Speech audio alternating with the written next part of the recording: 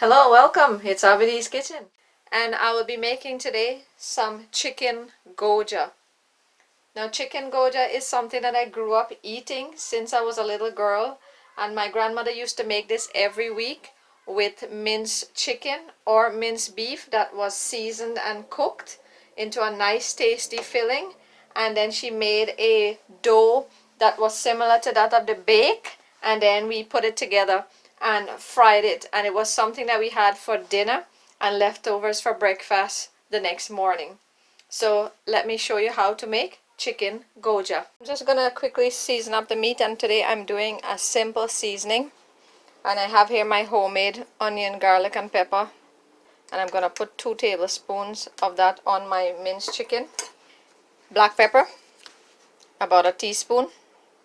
And you can really season this to how you like chicken to be seasoning. Today I'm just going for a light seasoning. Fine leaf thyme, I'm using dried. If you have fresh, you can use that. And you can also use the green seasoning if you have it. And you can just use this recipe as a guide.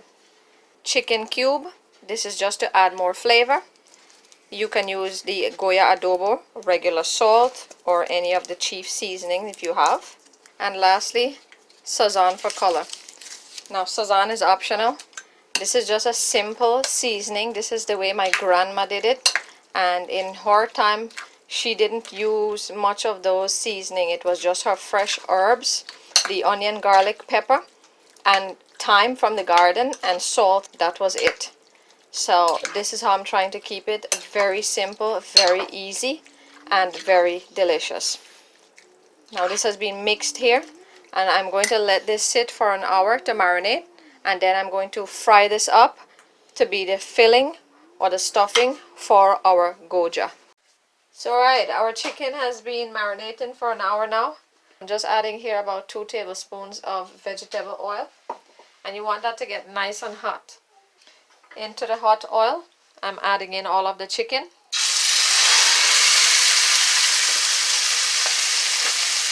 You don't want to add any liquid into this. We're going to cook this on high heat.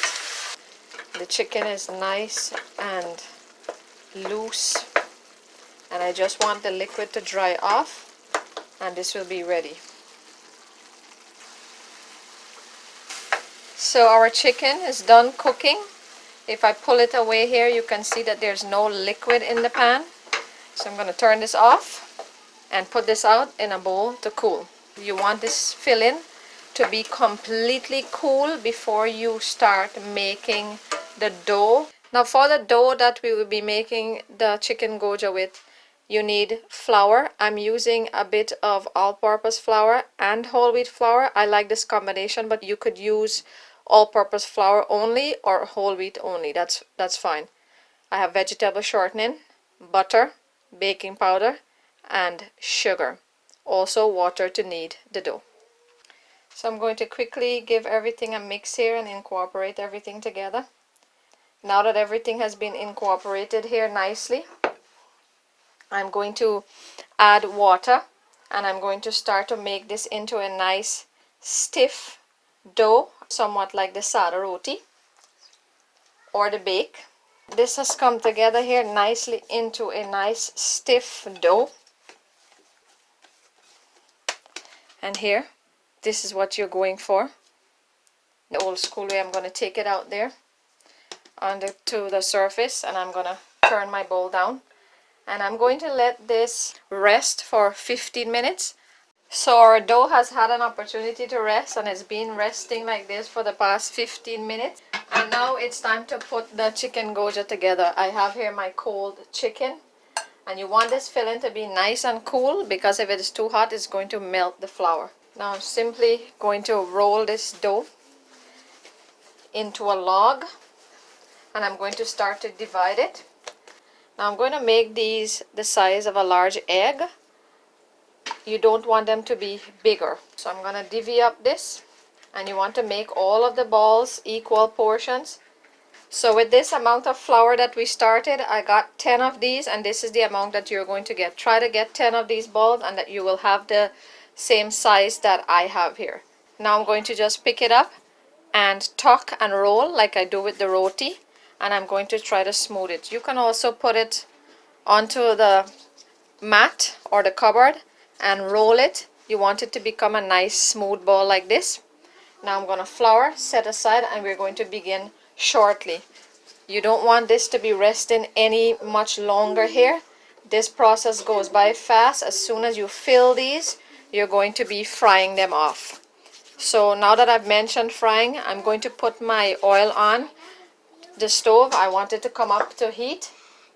Now you want to have your belna and a fork. We're going to do this simple, and that's it. So now I'm going to take one of it, and I usually do this in pair, and roll it out.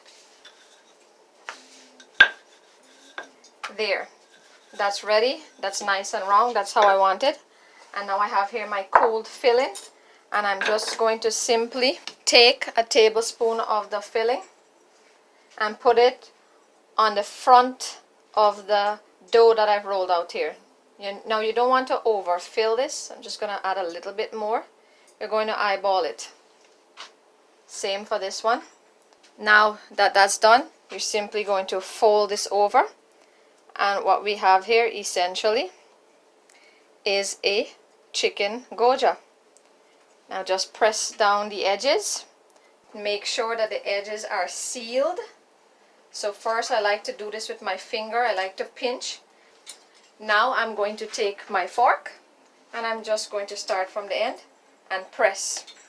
This is making sure that this thing is sealed.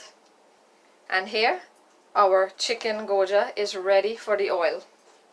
And into the hot oil. And I like to do 2 at a time.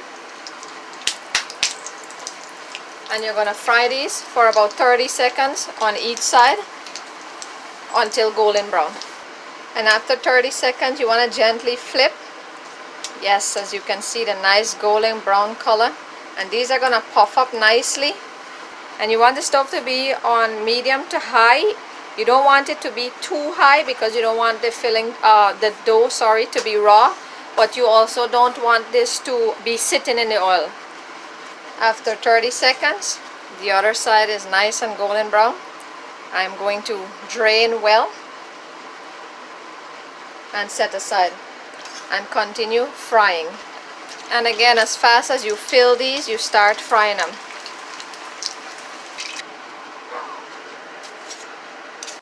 And here you have it, our finished recipe, our chicken goja. Now this is something my boys love to eat, and I'm going to try to break into it here. There, and that warm filling. Now do try this recipe. All of the measurements and ingredients will be listed in the description box below. Give it a thumbs up, share, subscribe, and thank you for spending time with us today in Abby's Kitchen. Bye-bye.